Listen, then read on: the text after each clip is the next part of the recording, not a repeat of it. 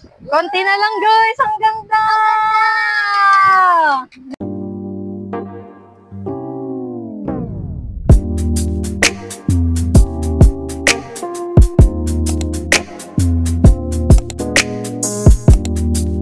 Hi guys! So for today's vlog, nagbabalik na naman ako with Ellie! At ang gagawin natin ngayon guys is magbubuo tayo nitong organizer. Meron tayong tornilyo niya guys. Ayan. And ito yung mga parts niya. I-open ko lang guys. Bale, ito na siya. Hindi ko alam kung paano siya bubuin. Pero syempre, sasama namin kayo habang binubuo namin to guys. Nakikita na yung struggle is real guys. Yeah. Ito, tornilyo lang natin siya dito. Me first. Yan.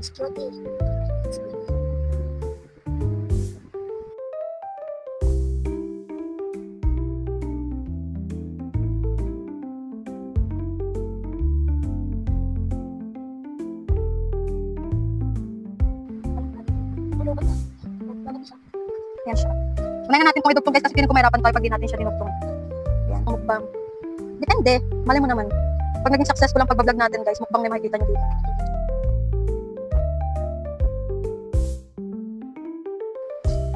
Teka guys ha, masyadong matatawa ako tabi niyo maglagay guys.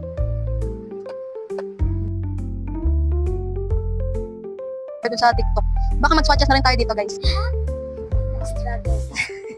Ayan. Ganda. Malaki-laki din siya. Baya, small na lang muna yung inano ko guys. Ang ganda niya. And that's it guys! Buo na siya! Sa table guys. Ang cute! Look guys, ito na siya pag nakabuo na. Ang cute niya guys! Para siyang Malaki rin siya. So guys, aayusin na namin. I-organize na namin. Hey. I-organize na namin siya. Dito ba siya?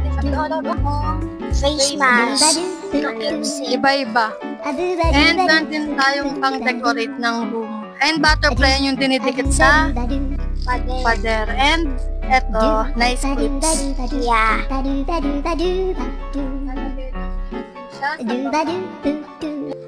Ayan na siya. Ang cute niya guys. Bali, ayan yung laman niya. Actually, di pa yan ganong ayos kasi di ko pa siya maayos ng maayos talaga. For now, ganyan muna siya. Yung ibang nakalagay, bali, ililipat ko siya dun sa kabilang desk ko. Medyo may space pa naman dyan, guys. Open ko na siya at iano na lang natin dito sa YouTube ang swatches niya, guys.